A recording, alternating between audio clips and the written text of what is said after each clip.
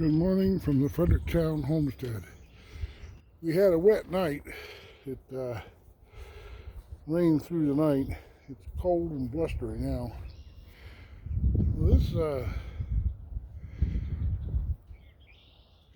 This post is about cribbing and my water catchment system. I got these from the pallet shop. I actually own quite a pile of wood over there that I've already paid for by doing runs for the guy. And I just picked this out of the pile. They're 54 inches, 3.5 by 3.5. These are all oak. I was hoping he had something of lesser quality, but all he had was the oak in my pile. So I guess I only buy the best. But I would have used poplar if I had it, but I've got oak. So my plan is to use that cribbing over here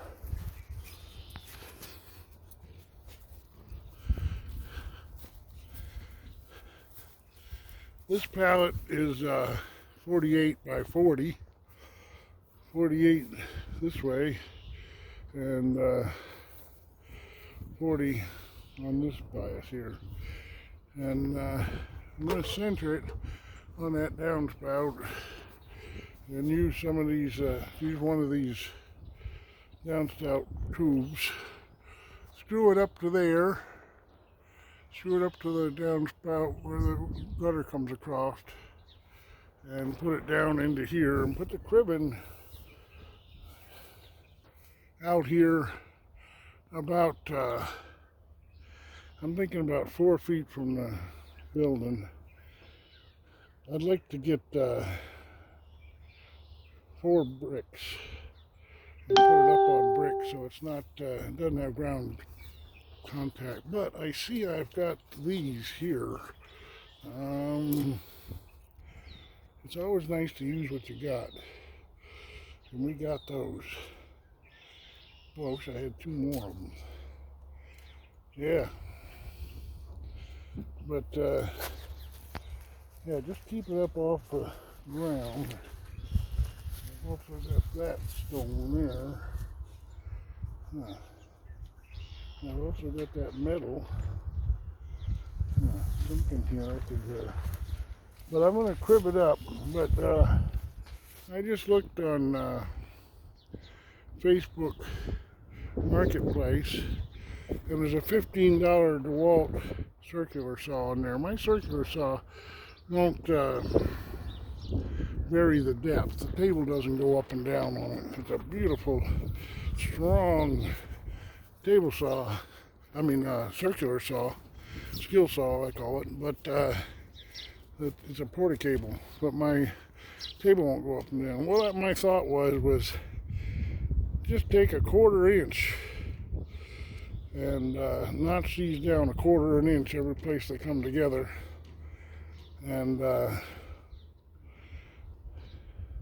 would lock them together. And I can do that with a skill saw if the table will vary. Just a 1/4 inch was all I would need. By having it up on these cribs, by the cribbing, I can put a bucket underneath the spout and fill the bucket. And I'm also going to plumb in, make it down to garden hose, and I'd like to be able to reach over the other side of the garden with a hose and be able to get water from my water catchment system. On the top of this cribbing, I figured to deck it, because I got all this 54 inch. Let me show you here.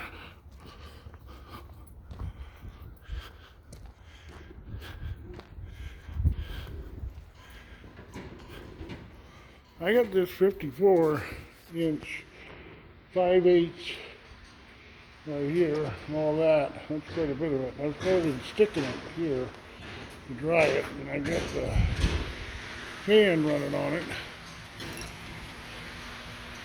to dry it. I'm going to try and get more of that stuck. But I'm going to use this 5/8 to build a platform on the top of it. And my thought is that this will give me, see, 48 gives you a little shelf on the side, and that might come in handy for putting your watering can or your bucket or whatever. But that's my thought on that. I don't know what the cat thinks, but yeah, I started sticking this year yesterday. I got the worst of the bending part of it done. I'm going to try and get some more of this done today. It's ever so cold, windy. I'd also like to get that pile done today. What I'm doing with it is it's plane two sides. So I plane the other two sides, and then I render off the corners with my routing table. And I do not know what I'll do with that, but it's in a pile here, and I'd much rather have it in a pile on my rack, out of the way, off of one of my few tables.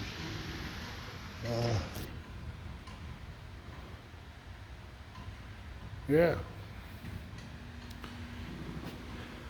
I was watching YouTube this morning trying to figure out how I could do better on my views. I typically get 7 views or less per video. Sometimes I get as many as 12, but that's not hitting a very big audience.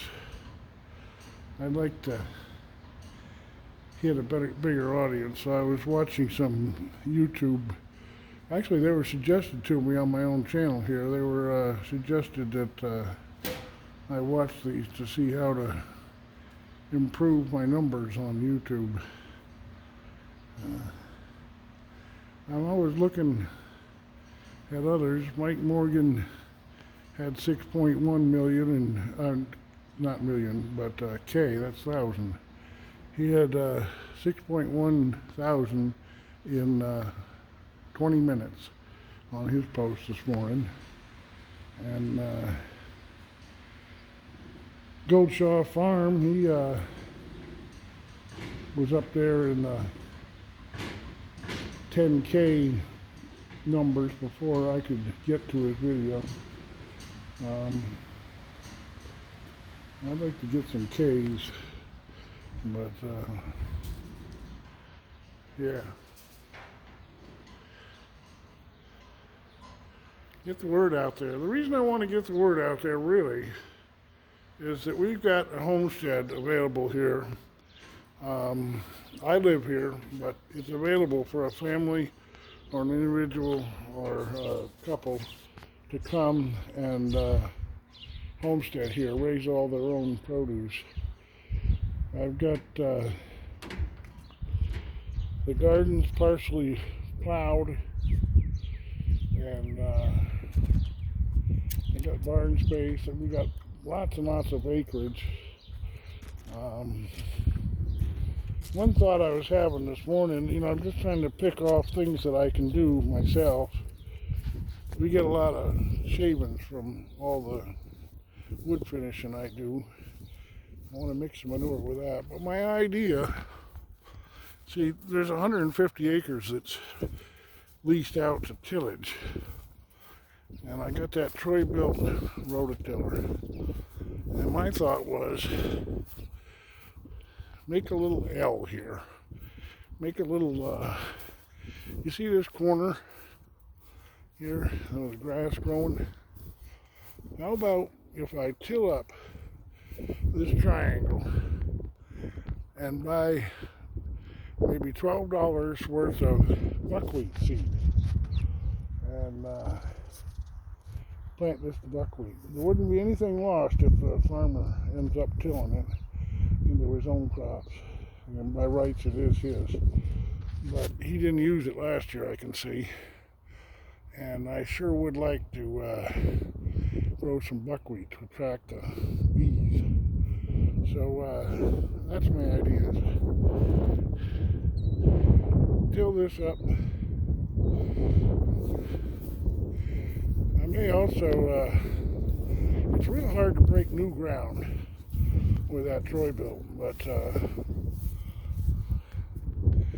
I'd like to break this across the back here.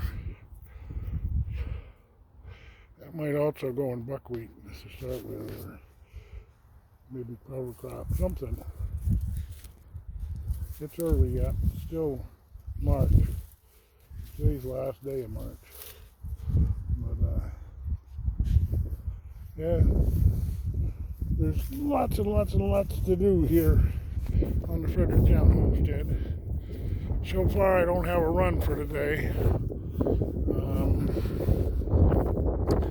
So I was going to try and get some stuff done. I went and picked up that cribbing, and yeah.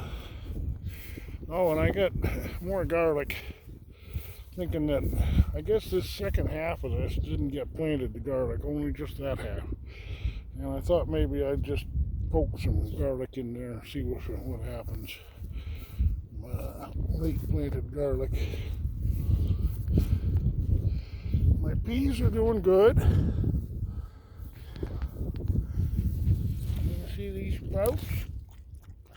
Those are pea sprouts, and that's a dog paw. Get off there. But yeah, we got peas coming up. I wish that dog would stay off there. Hey. If somebody was living here, I'd right away go and get a couple of sheep, and I'd put Bear in with the sheep so that he wasn't constantly being a nuisance. He's a livestock guardian dog. But right now, all he's got to guard are the cats. He can be a nuisance. He stays right at home. Good dog, Bear dog. I'm going to get the sticker in here in hopes that somebody, one of the 7 that watch my videos, will, I guess they've watched my videos and haven't emailed me saying they wanted to come here and farm, but spread the word, tell others that there's a farm here available to homestead on. It's definitely affordable. The rent is $500 a month, and I'll pay half. And that's for a homestead bigger than most homesteads on YouTube. Contact me at jbthemilker@gmail.com. Look forward to hearing from you. And God bless.